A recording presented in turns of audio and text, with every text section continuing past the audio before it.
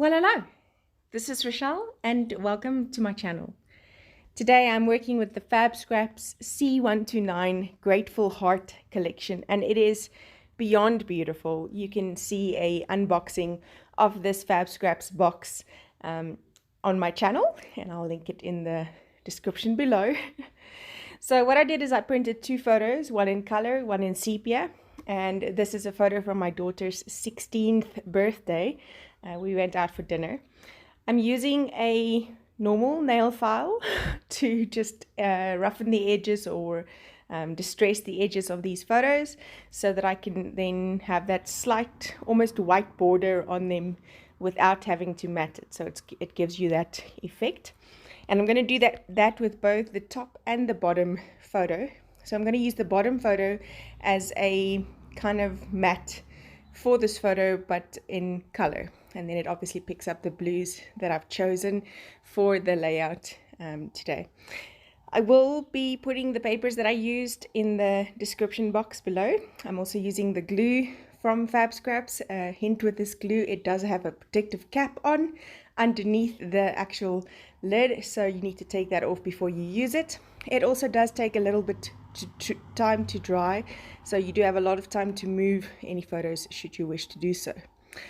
With tearing, my advice is tear towards you and it'll leave the white edge that you can then see. So that the side that you tear towards you will be the side that you're not going to use, pretty much, depending on if you want that white edge or not.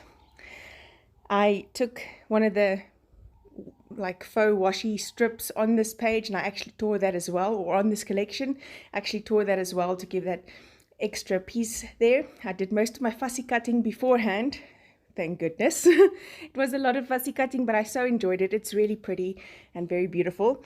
I'm taking some Russian white Nuvo Crackle paste and I'm smearing it through this falling leaves stencil using a palette knife. This is a Faber-Castell palette knife. I find it works just great. Make sure to wash your stencils quickly after you've used any texture paste or mousse through it so that it doesn't stick in those little edges. Using my scissors to further distress the matting that I've chosen a little bit, and then it's all about the cluster and the placing and the putting on all the goodies onto the page. So I've got this soft kind of stenciled texture in the background, which will then have a crackle effect once it dries, and from there it's just literally trying to see which fits better where. And yeah, so just gluing it down with my Tombow glue. For this specific purpose I'm using the Tombow because I don't want the movement, I want it to dry quickly. And then Olba Glue for where I put the texture. So I did put my top photo on some foam tape just to give it a bit of dimension, and then Olba Glue is what you use to match that kind of foam tape with your embellishments. I am not the Olba Queen. For that you need to look at some other people, but I am learning how to use Olba Glue. The mere fact that I have Olba Glue for me is already kind of a win.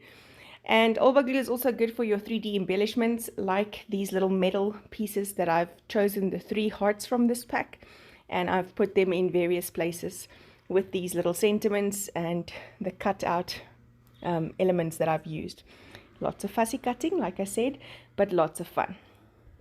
Next up, I'm going to be placing some of these gems in various places. This is from both last month's collection and this month's collection. So it's got the super sparkly bling and that pearly bling as well. Tip I learned from someone is to use a wax crayon to pick up these little embellishments, and it kind of sticks to the front of that wax crayon and you then get time to lay it down. My fingers don't want to pick up those little tiny pieces anyways. So I'm picking it up with the wax crayon on the one hand and putting my Olba Glue down with the other hand, and then sticking down those little embellishments. Quick and easy. So trying to work with a rule of 3s, putting the sentiments in 3 places on my page, and then yeah, that kind of works. Next up, I am going to stamp using the Fabscraps outline stamp. 16 and then emboss it. So I'm going to use VersaFine or Versamark ink, which is an embossing ink, and I'm going to just stamp 16, and I'm using a very subtle Ranger mixed media embossing powder. So I don't want this to stand out at all. I just want it to be soft and wispy in the background, like the rest of the page, very soft and wispy.